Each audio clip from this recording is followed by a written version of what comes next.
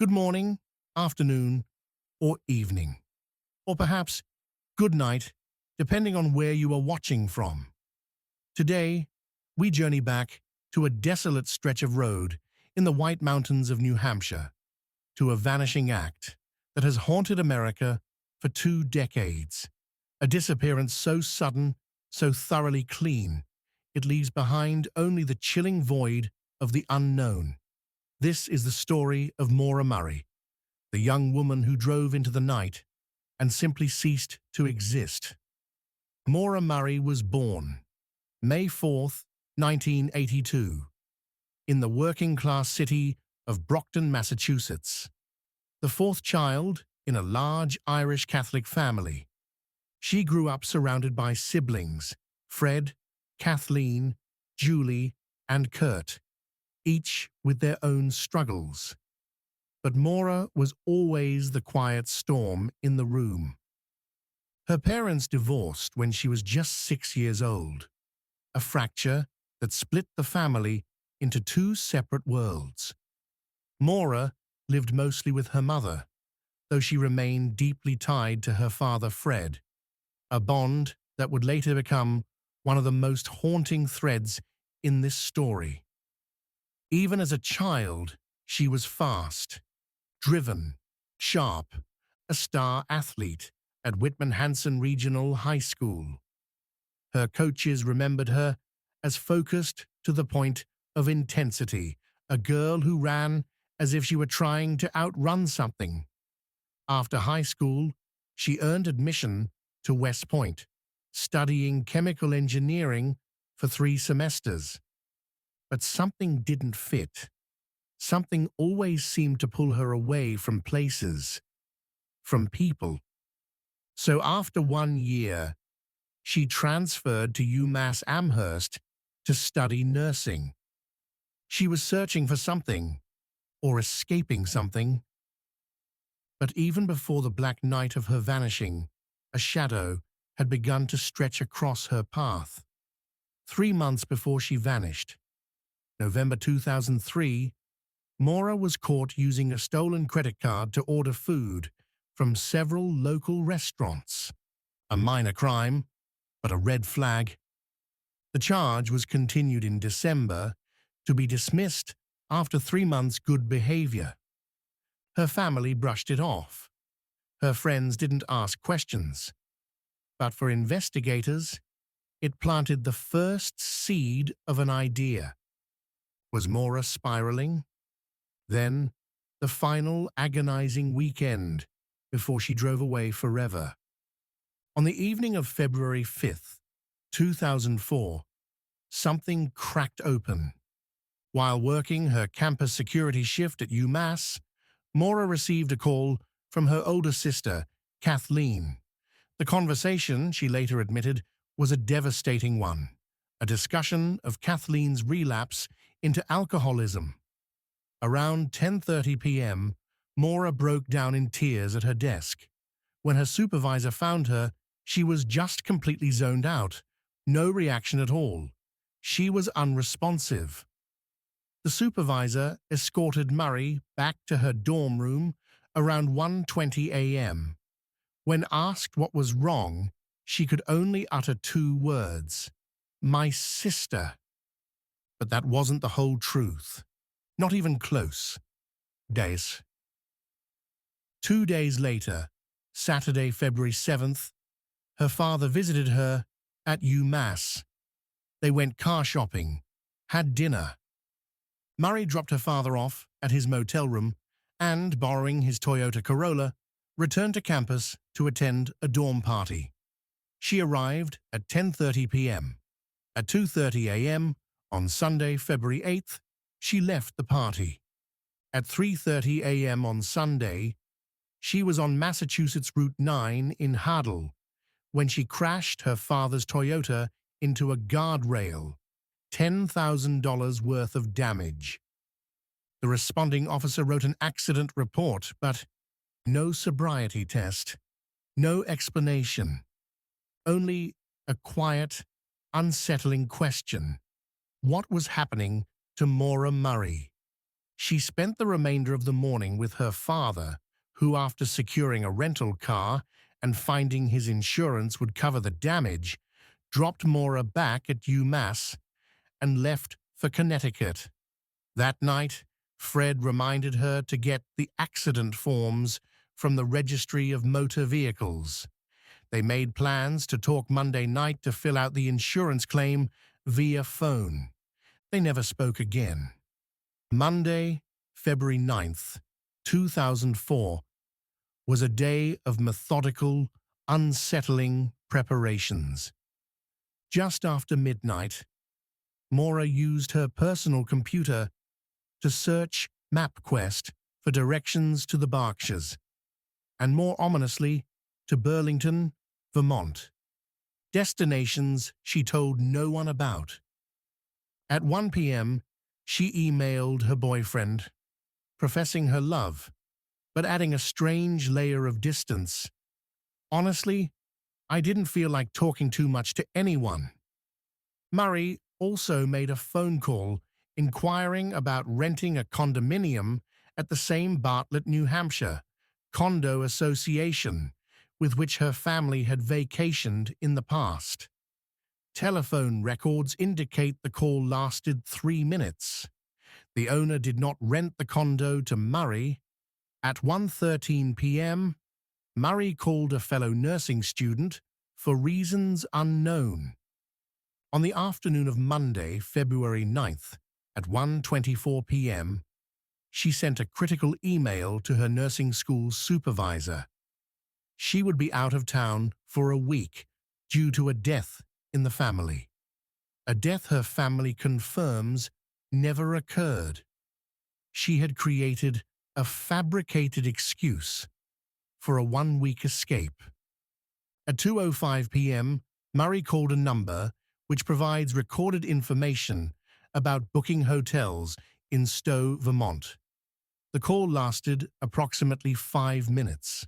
At 2:18 p.m., she telephoned her boyfriend and left a voice message promising him they would talk later.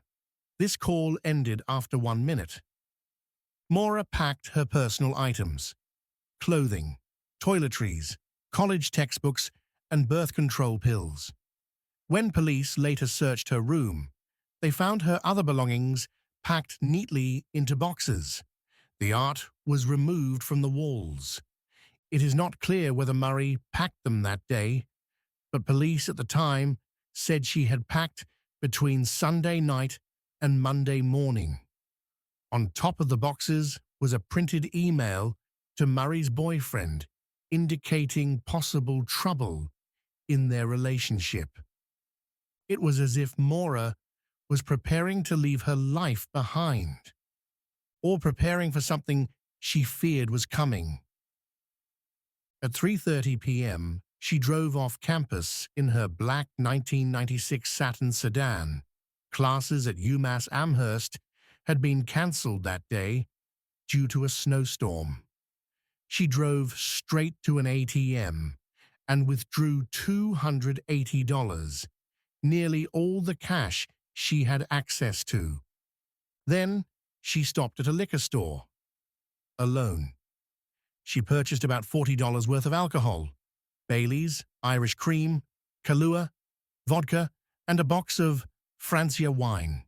All the while, the closed-circuit footage shows one chilling consistency: she was alone. At some point in the day, she also picked up the accident report forms from the Registry of Motor Vehicles. Between 4 and 5 p.m., left Amherst for the last time, driving north into the cold New Hampshire night. No one knew where she was going. No one knew why. At 4:37 p.m., she called to check her voicemail. This was the last recorded use of her cell phone. She had packed her life, she had told a lie, she had bought her provisions, and she was now driving north toward a destination that, to this day, remains unknown. Sometime after 7 p.m., a Woodsville, New Hampshire resident heard a loud thump outside her house. Through her window, she could see a car up against the snowbank along New Hampshire Route 112, also known as Wild Ammonoosuc Road, on the sharp corner adjacent to her home. Looking out, she saw Maura's black Saturn up against a snowbank, its nose pointing on the eastbound side of the road, severely damaged. The engine had likely been rendered inoperable. At 7:27 p.m., the resident called the Grafton County Sheriff's Department. Intriguingly, according to the 911 log, she initially claimed to have seen a man smoking a cigarette inside the car. She later retracted this, saying she saw only a red light, perhaps a cell phone. A crucial moment of contact arrived with a passing motorist, a school bus driver named Cecil Butch Atwood. He stopped at the scene. He saw a young woman, Maura Murray, walking around the vehicle. She was not bleeding or visibly injured, but cold and shivering. Atwood offered to call for help. Maura, remarkably, refused. She pleaded with him not to call the police, assuring him she had already called AAA. Atwood knew there was no cellular reception in that area. Knowing he was close to home, he drove the 100 yards to his house and called the police himself. His call was received at 7:43 p.m. One detail remains haunting. Another local resident claims that at around 7:37 p.m., she drove past the scene and saw a police SUV parked face-to-face with Maura's car. She pulled over, saw no one, and drove on. This testimony contradicts the official police log, which records a Haverhill police officer arriving 9 minutes later. At 7:46 p.m., according to the official record, the Haverhill police officer arrived. The car was there. The damage was visible. The driver's side impacted a tree. The left headlight smashed. The radiator pushed into the fan. The windshield was cracked. Both airbags had deployed. The officer found the car locked, and the driver gone. No one was inside. No one was around. What the officer did find inside the Saturn would only deepen the mystery. There were red stains on the interior that looked like wine. An empty beer bottle and a damaged box of Francia wine were on the back seat. But alongside these were the everyday necessities of her life: her AAA card, blank accident forms, gloves, CDS, makeup, diamond jewelry, her favorite stuffed animal, and a book titled Not Without Peril, a book about mountain climbing in the White Mountains. But her backpack, wallet, and cell phone were missing. None of these have ever been used or located since. Some of the purchased liquor was also missing. The police also reported that there appeared to be a rag stuffed in tailpipe, a detail her father later explained was something he had advised her to do to prevent being ticketed for excessive smoke while driving an old car. The next day, February 11th, police dogs picked up her scent from one of her gloves, but only for 100 yards heading east. Then suddenly, nothing, like she'd vanished into thin air. To investigators, that meant only one thing. She left the area in another car. She had accepted a ride, but from whom? Her boyfriend received a voicemail, the sound of someone crying. The call traced back to a Red Cross calling card. No one has ever explained it. Ground searches, air searches, heat cameras, cadaver dogs, nothing. A week passed, then a month, then a year. Her father returned again and again, searching frozen forests, abandoned houses, riverbanks, and mountain trails. 10 days after her disappearance, Maura's older sister found a ripped pair of white women's underwear lying in the snow on a secluded trail near French Pond Road. DNA tests later proved they did not belong to Maura, but it deepened the dread, the fear, the sense that someone dangerous lived in those woods. Meanwhile, comparisons arose between Maura's disappearance and another young woman, Brianna Maitland, who vanished in Vermont weeks later. But police insisted the cases weren't connected.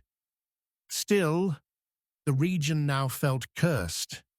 By 2009, the case was transferred to New Hampshire's Cold Case Division, and authorities began treating it as a suspicious missing persons case, handling it as a potential homicide. For years, the cold case remained dormant, punctuated only by anniversary pleas.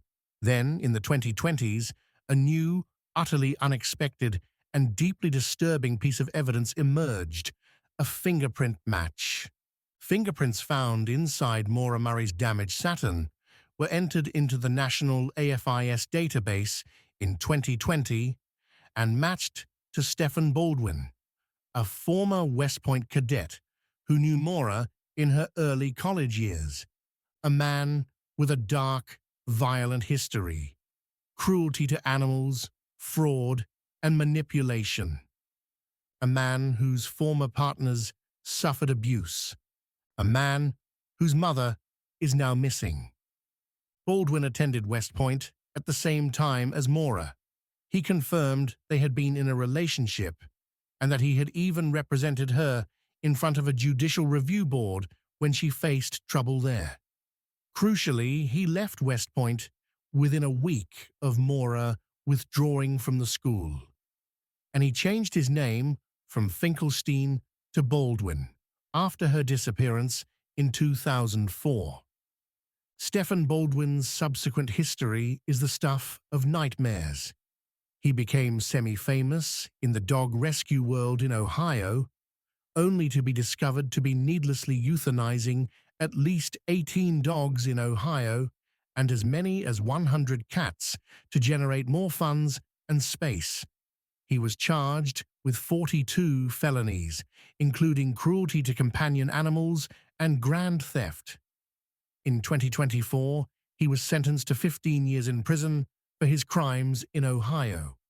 After his arrest, his prints hit on the evidence in Maura's car. Investigators never named him an official suspect, but some quietly said, "He's our number one." The FBI questioned Baldwin. He claims he was told his prints were found on a CD or CD case in Maura's car. He denies ever being in New Hampshire or at UMass.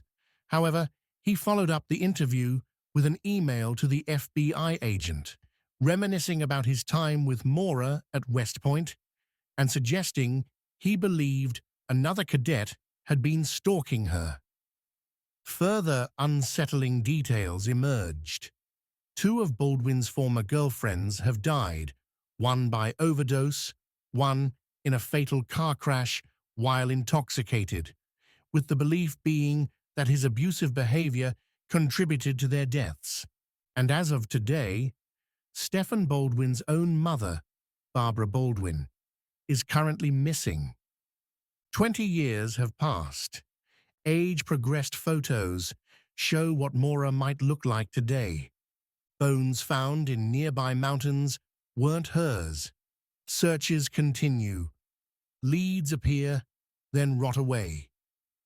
Some believe Maura ran away.